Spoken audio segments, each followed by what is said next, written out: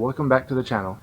So if you watched my last video, you may have seen a part where I was semi-concerned about a U-joint failing, and it was making some really loud noises, and it kept the last trail. So in this video, I'm going to show you how to further diagnose that failing U-joint and also how to replace it. Before we get to that though, make sure you like and subscribe to the channel to follow along and learn some tips and tricks on how to take care of these Jeeps, keep them running, also to follow along on the adventures that I go on. Alright, so I'm underneath the Jeep, obviously. This is the drive shaft in question. This is the rear drive shaft. And so one thing you can do, I'm in gear right now, and so basically that's going to lock this U-joint in place, and that's a way to kind of tell. See that right there? I'm trying to turn this and it is not moving. That's actually a good sign. This U-joint is tight. Because I'm in gear, that the transmission and the transfer case are locked and it's not turning. So next I'm going to put the Jeep in neutral and do the same thing for this rear drive shaft.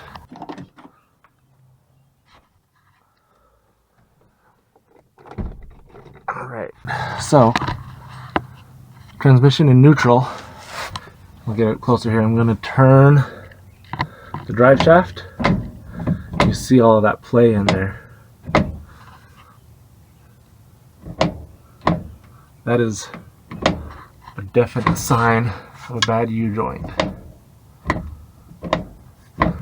So the next step would now be to take this drive shaft off and replace that U-joint. I'll show you how to do that with common tools, right? Nothing crazy. Wrenches, as well as a hammer, some pliers. All right.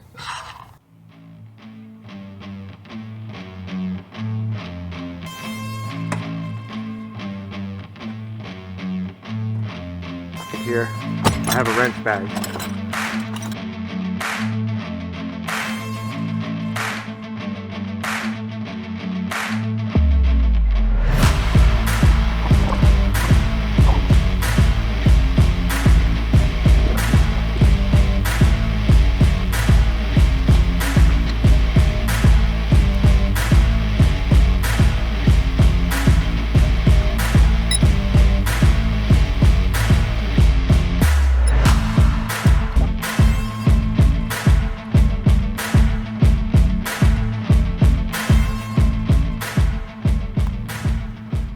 So I've got the bolts off.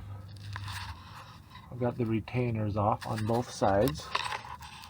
All you got to do is give it a little pull in one direction and it comes right out. So on this Jeep I have what's called a slip yoke right there. Over here. So there's no bolts on this side. What's going to happen is this just slides right out of the transfer case.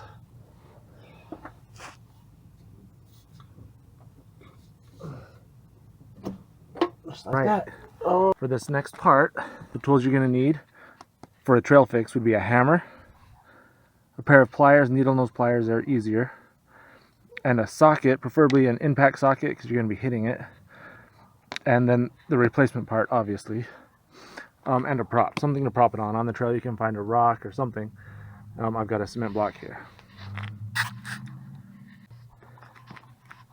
Alright, and so all we're going to do is we're going to take off the retaining clips on each side, and then we're going to use this socket and the hammer, and we're going to bang it through in one direction, right? And then we'll be able to pull this cap off, or kind of angle it out, right? And pull the U-joint out.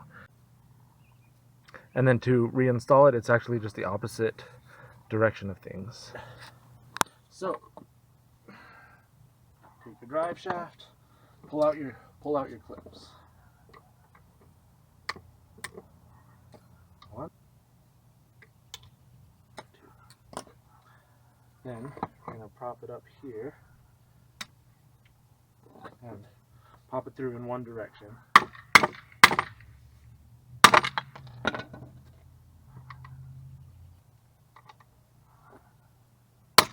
There we go. Oh,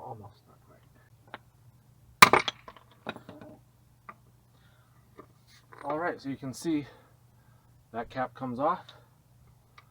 This guy maneuvers out, and you've got a clean drive shaft to install a new U-joint.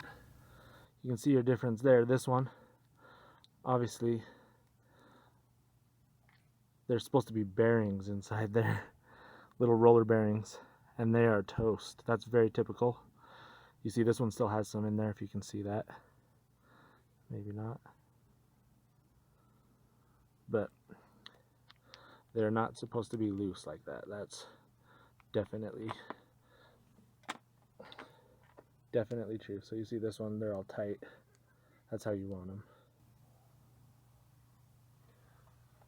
All right, so I put the Zerk fitting in first. It's a little easier with it not installed. And now we're going to install this U-joint. And what I'm going to do is I'm going to very carefully pull a cap off, maneuver this guy back in there the opposite direction of that one. You got to be very careful that you don't lose the bearings on the inside of here, right? So I'll maneuver this down inside the drive shaft, put this back on, and hammer it in the opposite direction to center it, and then I'll put the clips back in.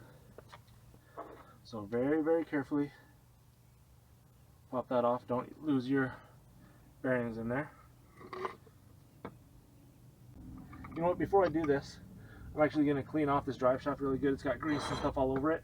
We'll clean that off, and then we'll install this. So I'm going to go get my degreaser and some rags, clean it off good. All right. I'll pop this guy in here. Maneuver it in there. Line up the clip on that side. You can kind of press it in a little bit to get it lined up. Very carefully put this cap back in place. Don't lose your bearings. Tap it back in.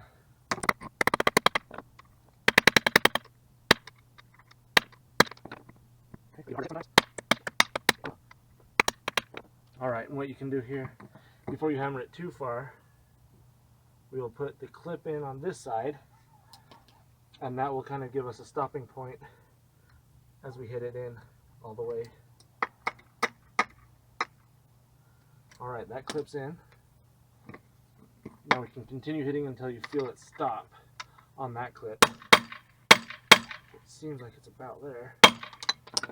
See if you can get this next clip in.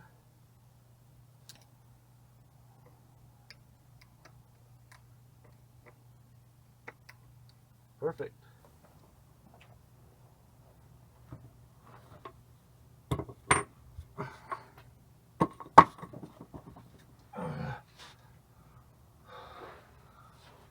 All right. Again, we're doing things in opposite order, right? So we'll first slide the slip yoke in place. Then you can seat the U-joint in its place. All right, that's in place. Put the retainers back on and you are good to go. Oh, you do need... All right, and that is it.